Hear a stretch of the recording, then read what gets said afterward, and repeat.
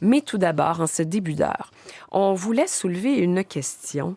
Est-ce que, par hasard, le gouvernement du Québec serait moins laïque qu'il veut bien nous le faire croire? C'est-à-dire que, bien sûr, il présente ce projet de loi 60, une charte affirmant les valeurs de laïcité et de neutralité religieuse de l'État.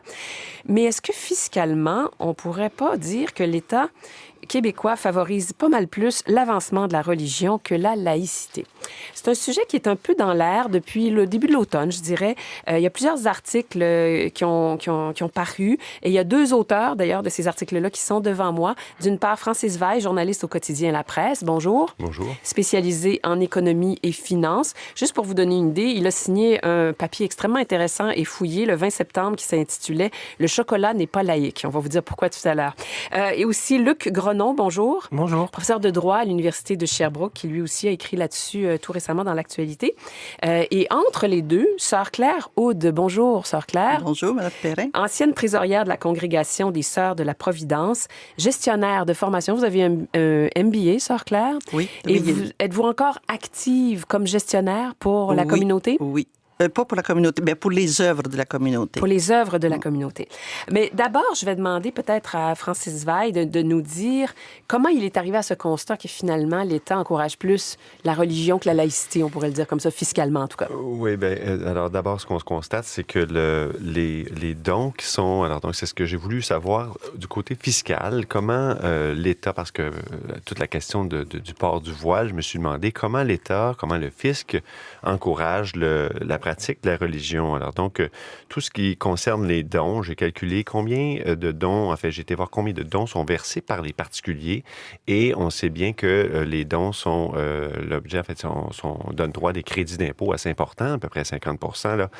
Et donc, il y a 4 critères différents pour que le fisc accorde un crédit d'impôt. Et bon, faut aider. Donc, ça peut être pour l'avancement de l'éducation, ça peut être pour la bienfaisance, tout ça. Mais un de ces critères-là qui se tient tout seul, c'est l'avancement de la religion. Et donc, quand vous dites qu'il se tient tout seul, c'est il suffit de répondre ne serait-ce qu'à ce critère-là pour avoir la déduction fiscale. Oui, et c'est un critère qui date de très longtemps. Là, on parle de même avant 1900, qui est dans la loi, donc depuis très longtemps, ce qui fait que dès que, peu importe si les œuvres sont bienfaisantes ou non, le fisc voit est-ce que ça favorise l'avancement de la religion. Si c'est le cas, il accorde de crédit d'impôt. Et ça, Luc Grenon, vous étiez conscient de ce mécanisme-là, vous aussi? Ah, ben, tout à fait. C'est mon champ de recherche particulier à l'Université de Sherbrooke. Et ça vous a amené, vous, à faire des calculs sur la part réelle des déductions fiscales, si on veut, qui va aller à de la bienfaisance, qui va retourner à la communauté. Ça, il y a des analyses qui sont faites à tous les 4 ans. Par Statistique Canada, et les dernières analyses datent de 2010 et on voit très bien que 40 % de la valeur totale de tous les dons de bienfaisance faits au Canada vont aux organismes visant l'avancement de la religion. 40 40 En 1997, c'était 52 % Dans les dernières statistiques en 2010, donc c'est 40 % de la valeur totale de tous les dons vont aux organisations religieuses. Il faut comprendre, par contre, que actuellement, les organisations religieuses représentent, elles aussi, 40 % de l'ensemble de toutes les organisations de bienfaisance enregistrées au Canada. Donc là, on pourrait dire que la proportion est logique. Oui, tout à fait. Bon, d'un autre côté, c'est un 40 % pour les organismes religieux en général. Oui. Mais c'est pas toujours le critère de l'avancement de la religion qui est utilisé. C'est le critère de l'avancement de la religion. Et par avancement de la religion, ce qu'on entend là, en droit en common law, c'est la foi en Dieu et le culte ou la dévotion en Dieu. Mais est-ce qu'on a fait une espèce de calcul pour savoir de ce montant-là, combien va aller quand même à des œuvres de bienfaisance? Parce que les communautés religieuses donnent, je veux dire, rendent à la communauté de toutes sortes de manières. Ben, ça, c'est la deuxième étude que j'ai faite. En fait, j'ai fait une étude pan-canadienne. J'ai analysé l'ensemble des ce qu'on appelle les déclarations de renseignement, l'équivalent d'une déclaration de revenus là, que doivent produire les organisations de bienfaisance. J'ai fait un échantillonnage de 1039 organismes, donc statistiquement valable, proportionnel également. Donc, l'ensemble des confessions religieuses de toutes les provinces canadiennes ont été analysées et on constate que selon ce qu'elles déclarent elles-mêmes, il y a un organisme sur deux, donc 2 conclusion, un organisme sur 2 déclare investir 100 de leurs ressources humaines et matérielles à des fins strictement liées au culte religieux. Et lorsqu'on prend le don moyen de l'ensemble des organisations, on constate que c'est 15,34 %. Ouais. Bon, quand même, c'est assez considérable, la proportion. Je fais une mini parenthèse pour vous dire qu'on apprend à l'instant que Dany Laferrière, écrivain bien connu au Québec, d'origine haïtienne, et oui, est élu à l'Académie française. Alors, on vient de l'apprendre et on va s'arranger pour lui parler d'ici la fin de cette heure d'émission. On fait tout pour que ça advienne. Alors, bien sûr, on le félicite tout de suite. Sœur Claire Aude, est-ce que vous êtes surprise par les chiffres que vous venez d'entendre? Est-ce qu'ils ressemblent à la réalité que vous connaissez? Je ne peux pas corroborer vraiment ce que mes collègues disent, mais je pense qu'il faut regarder aussi... Moi, je vais parler des communautés religieuses parce que c'est l'aspect que je connais davantage. Au niveau des rapports d'impôts et de tout, je n'ai pas fait de recherche sur ça, mais je pense que les communautés religieuses, la nôtre et beaucoup d'autres, ont beaucoup donné à la société, que ce soit des institutions comme des hôpitaux, des CHSLD. Maintenant, nos membres ne vont pas dans ces CHSLD.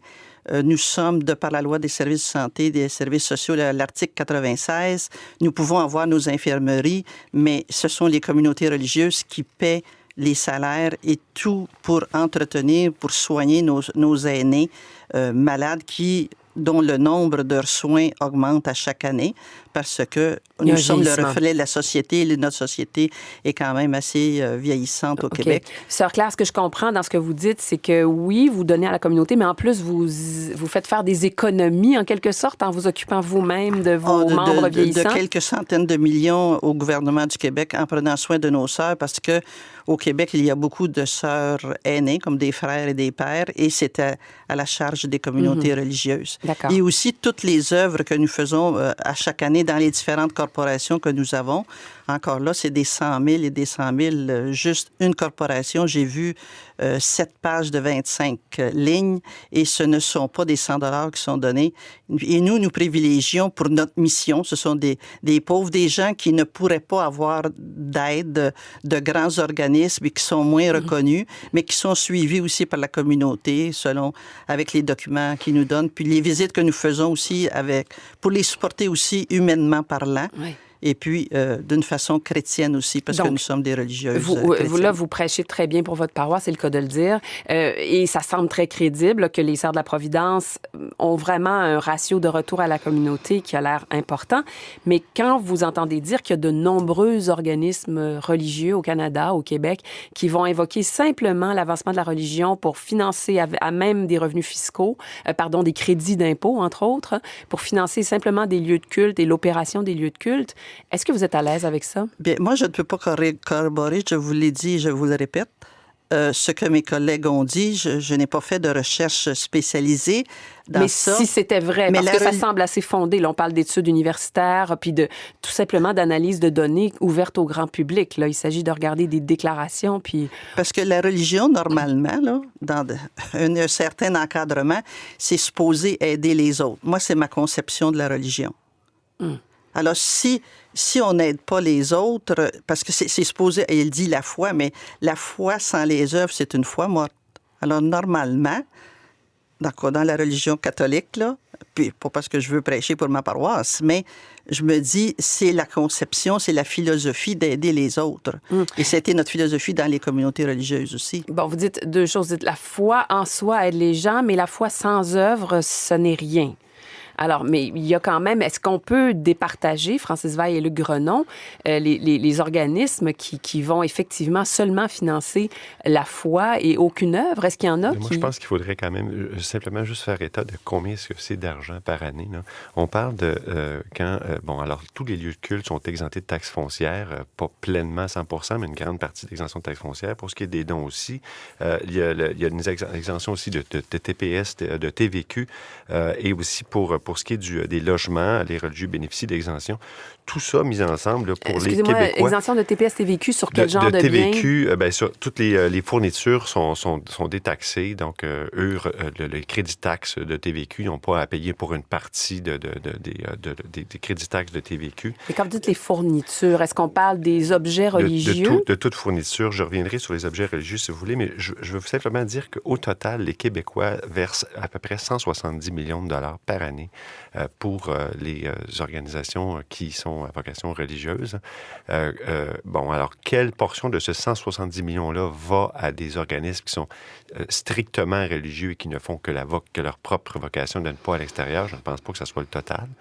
Mais quand même, c'est beaucoup d'argent. Mm-hmm. Et pourquoi faudrait-il encourager les gens à faire avancer la religion, que ce soit la religion musulmane ou juive ou quoi que ce soit? On sait aussi qu'il y a beaucoup d'argent qui est versé dans des écoles qui sont confessionnelles encore aujourd'hui, les écoles juives, etc. C'est plus censé être le cas, ça. Bien, c'est plus censé être le cas, mais c'est encore le cas. Ouais. Il y a beaucoup d'écoles qui choisissent, qui discriminent quand elles embauchent des professeurs, quand elles recrutent des élèves sur la base donc de la religion. Ce qui fait qu'on se pose la question, le gouvernement veut interdire le voile, mais d'un autre côté, est-ce qu'on ne devrait pas aussi remettre en question?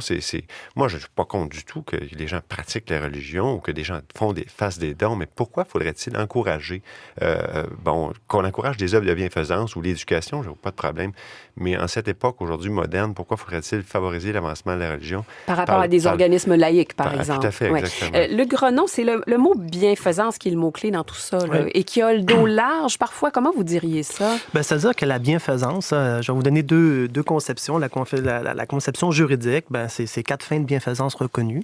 C'est l'avancement de l'éducation, c'est le soulagement de la pauvreté, c'est l'avancement de la religion. Il y a un 4e critère qui est fourre-tout, là, toute autre fin de bienfaisance qui bénéficie à la collectivité dans un sens mesurable objectivement. Donc ça, c'est la définition légale de bienfaisance. Maintenant, c'est sûr que dans le mot bienfaisance ou son pendant anglais charity ou charitable organization, il y a la notion intrinsèquement de charité. Et Seurat, tantôt, nous disait, dans une mission religieuse, généralement, la charité et la mission religieuse, en fait, quand on remonte aux origines, chrétienté, ou chrétienté, pardon, et charité étaient tout à fait synonymes.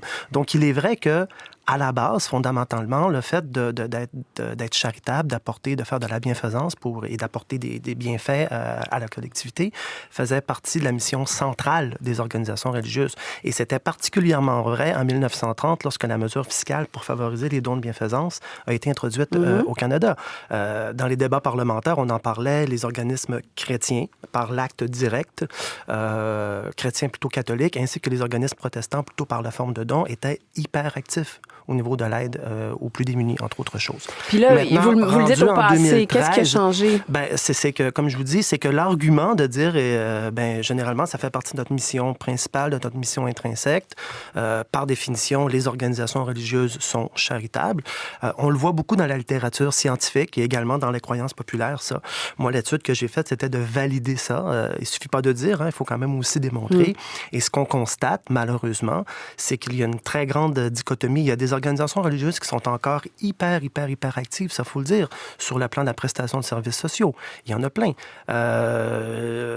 L'argument que Seurat discutait tout à l'heure, donc nous on s'occupe de nos membres et tout, ce sont des exemples. Malheureusement, ce que les données statistiques nous donnent, c'était les déclarations de renseignement de 2010 et 2011, donc tout à fait récentes, les plus disponibles à l'époque, c'est que 85% de leurs ressources humaines et financières sont consacrées à des fins purement liées au culte religieux.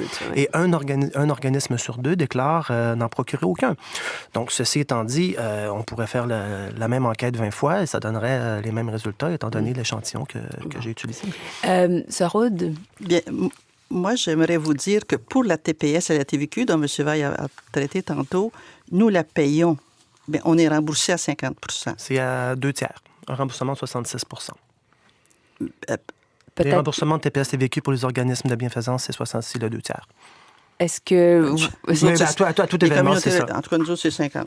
Enfin. Ah, il y a peut-être... Mais nous autres, on Selon a le la gouvernement prendre. du Québec, au total, ça donne 3 millions par année. Donc, c'est ce que je... Là, on moi, parle je de remboursement de spécifiquement de Pour la TVQ. TVQ, c'est OK, 3 millions 3 par millions, année. d'accord. C'est une partie de la TVQ, c'est pas la totalité, mais Ouais. une partie de la TVQ. Mais là, si je me Sœur Aude, trompe on parle de la TVQ que vous payez sur carrément, excusez-moi d'être trivial, mais les rouleaux d'essuie-tout que vous achetez tout. pour la cuisine, Oui, sur oui. tout. Oui, Oui. mais on ne se fait pas rembourser sur tout parce que ça demanderait un personnel pour tenir.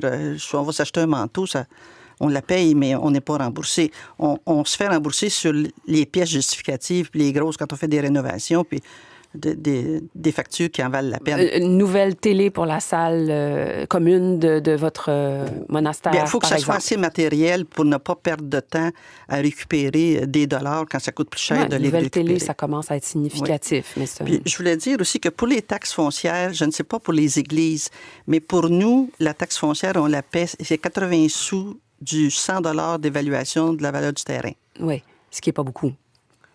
Oui, mais avec on monte beaucoup l'évaluation des terrains, des fois plus que les bâtiments. Oui. Dans les Alors, municipalités. j'ai interrompu mes invités. On va revenir à nos calculs. Puis j'ai envie de lancer cette phrase parce que je trouve qu'après avoir parlé à un écrivain, la phrase de Francis Veil est quand même très jolie. Le chocolat n'est pas laïque. Ça pourrait faire un titre pour Dany Laferrière, ça. On parle donc avec nos 3 invités de la façon dont fiscalement on encourage plus au Québec les religions que la laïcité. Alors, qu'est-ce que c'était que cette belle pirouette, Francis Alors, donc, Veil? c'est ça, c'était une pirouette parce que la veille, j'ai fait un texte, en fait, j'ai fait 3 chroniques de suite sur ce sujet-là. Donc, le fisc n'est pas laïque, la deuxième, le chocolat n'est pas laïque, et la troisième, les écoles privées ne sont pas toutes laïques. Et bon, voilà, donc je voulais faire un peu un jeu de mots.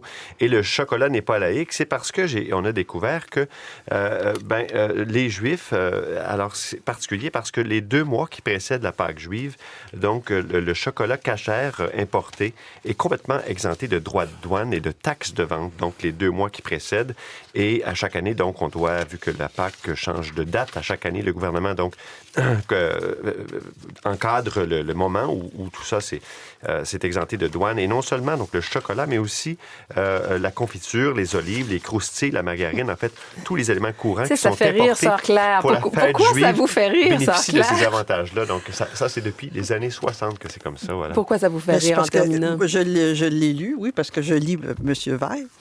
Mais c'est parce que, oui, le chocolat, mais les confitures, je me dis, est-ce que ça représente des millions? Parce qu'on regarde, puis ça peut être regardé, tout l'aspect de l'aspect fiscal. Mais je pense qu'il faut regarder aussi ce que d'autres paient et ce que d'autres donnent. Et non seulement... c'est parce que l'aspect du chocolat puis des confitures, je veux dire, Pour vous, c'est anecdotique. Est-ce qu'on en mange pour des millions? Est-ce qu'on empêche le gouvernement pour des Moi, je millions? pense Il y a que c'est le 3 principe. millions. Je pense C'est que c'est le un- principe que ça coûte 200 000 ou 600 000 $. Pour quelle raison dédouane-t-on le chocolat juif et non pas le chocolat pour les, par exemple, les partisans de l'environnement Ouais. ou pour... Godiva. C'est un peu ça qu'est la question. Là, voilà. Dernier mot, Luc Grenon, avec vous. Globalement, qu'est-ce que vous, avec les études que vous avez menées, qu'est-ce que vous feriez comme recommandation? En fait, première recommandation, c'est de sortir l'avancement de la religion, comme je dis, du paravent de la bienfaisance. Donc, sortir ce critère-là. Sortir le financement des organisations religieuses du paravent de la bienfaisance parce que on est sous l'impression que religion et charité vont de pair et ce n'est plus vrai. Bon. Maintenant, est-ce qu'il faudrait imaginer une aide fiscale particulière aux organisations religieuses en fonction de ce qu'elles sont réellement, soit un ensemble de croyances personnelles et invérifiables? Ben ça, à ce moment-là, il faudrait ramener la question devant l'Assemblée nationale ou devant le Parlement et en débattre pour qu'on sache exactement pourquoi, pour quelles raisons, dans une perspective économique, mais également philosophique, il y aurait lieu de financer ces organisations-là pour ce qu'elles sont, soit croyances en Dieu, culte et dévotion en Dieu. Mais s'il y a réelle bienfaisance, vous n'avez pas objection à ce qu'on maintienne. S'il y a réelle bienfaisance, mais enfin... Voilà, avec les statistiques qu'on a actuellement, c'est un petit peu difficile. C'est ça, et beaucoup à cause de ce critère de l'avancement de la religion qui semble faire problème. Sœur Claire, je pense que vous n'avez pas trop à vous inquiéter parce que je pense que les Sœurs de la Providence font leur grosse part en ce qui a trait à la bienfaisance.